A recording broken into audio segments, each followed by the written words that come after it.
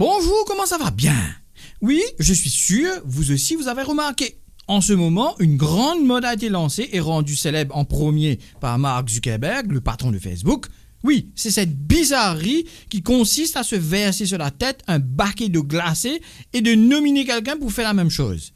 Et en plus, de donner de l'argent à une association qui lutte contre la maladie de Charcot, ou sclérose latérale amyotrophique. Oui, très peu de gens avaient déjà entendu parler de cette maladie. Une maladie terrible qui paralyse petit à petit tous les muscles du corps et contre laquelle il n'y a pas encore de remède.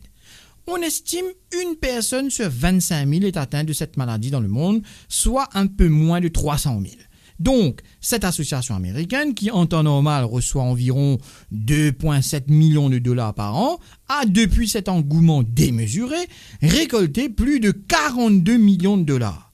Plein de stars ont largement contribué à ce succès planétaire de se filmer et se verser de l'eau glacée sur la tronche comme Bill Gates, Lady Gaga, qui depuis se fait appeler Lady Glagla, Johnny Hallyday qui n'a jamais bu autant d'eau de sa vie et plein d'autres. Et comme prévu, le commun des mortels a aussitôt suivi le train et les vidéos de tout plein d'inconnus risquant la pneumonie sont visibles sur les réseaux sociaux. Même un bébé de 2 ans qui ne comprend rien de ce qui lui arrive, le pauvre. Mais je me suis quand même posé des questions. C'est quand même beaucoup d'argent récolté en si peu de temps pour une maladie qui touche moins de 300 000 personnes, alors que, par exemple, 21 000 personnes meurent chaque jour dans le monde à cause de la faim. C'est-à-dire qu'en 15 jours, meurent de faim autant de personnes qu'en une année tout entière de la maladie de Charcot. Et avec $1, on peut avoir 9 repas, donc 9 personnes. Donc 42 millions de dollars nourriraient 378 millions de personnes.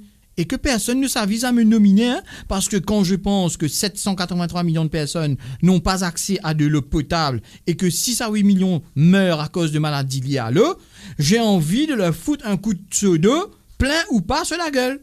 Non, en fait, je préfère 1000 fois faire un don plus près de chez moi, comme contre le cancer, en progression alarmante dans notre pays. Ou même mon sang, c'est gratuit et ça sauve aussi bien des quantités de gens. Je ne suis pas en train de dire que les personnes atteintes de cette terrible maladie de Charcot n'ont pas droit à de l'aide. Loin de là. Je dis juste que je trouve que c'est un peu exagéré. Fallait le dire, je l'ai dit.